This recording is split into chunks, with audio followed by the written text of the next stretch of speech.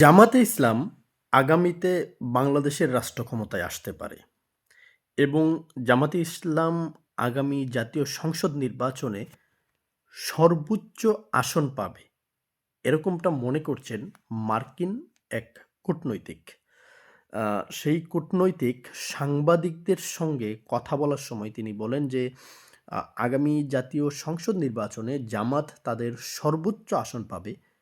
এবং বাংলাদেশে ইসলাম পন্থার দিকেই বাংলাদেশ সবচাইতে বেশি ঝুঁকে যাচ্ছে বর্তমান সময়ে। সাংবাদিককে ওই মার্কিন কূটনৈতিক ব্যক্তি আরও বলেন যে, মার্কিন যুক্তরাষ্ট্র চায় জামাতে ইসলাম তাদের বন্ধু হয়ে যাক এবং জামাতে ইসলাম যেন মার্কিন যুক্তরাষ্ট্রের সঙ্গে বন্ধুসুলভ আচরণ করে। জামাতে ইসলাম ক্ষমতায় আসলে শরিয়া ভিত্তিক আইন প্রয়োগ করবে না রাষ্ট্র পরিচালনায়, এমন বক্তব্য আসে ওই মার্কিন কূটনীতিকের কাছ থেকে এবং তিনি বলেন যে যদি জামাত ক্ষমতায় আসতে পারে এবং যদি শরিয়া ভিত্তিক আইন করেন তাহলে যেদিন জামাত শরিয়া ভিত্তিক আইন চালু করবে তার পরের দিনই বাংলাদেশের উপর ১০০% শুল্ক আরোপ করবে মার্কিন যুক্তরাষ্ট্র। মূলত মার্কিন যুক্তরাষ্ট্রের সংবাদ মাধ্যম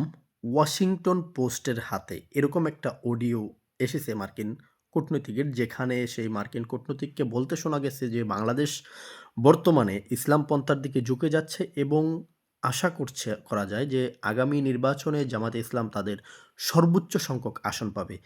তাহলে কি মার্কিন কূটনৈতিকের এই বক্তব্যের মাধ্যমে এই বিষয়টা স্পষ্ট হওয়া যায় যে আগামী জাতীয় সংসদ নির্বাচনে জামাতে ইসলাম ক্ষমতায় আসতেছে এবং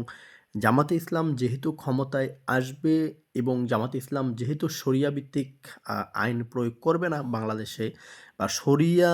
ভিত্তিক আইন প্রয়োগ করে রাষ্ট্র পরিচালনা করবে না, সেই জন্য মার্কিন যুক্তরাষ্ট্র জামাতে ইসলামের সঙ্গে সম্পর্ক করতে চাচ্ছে। গত ২ থেকে ৩ দিন আগে জামাতে ইসলামের আমির, যিনি খ্রিস্টান কমিউনিটির সঙ্গে একটা বৈঠক করেছিলেন এবং খ্রিস্টান কমিউনিটির সঙ্গে বৈঠক শেষে জামাতে ইসলামের আমির তিনিও জানান যে বাংলাদেশে যদি জামাতে ইসলাম ক্ষমতায় আসে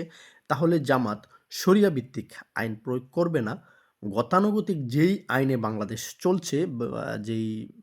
আইনে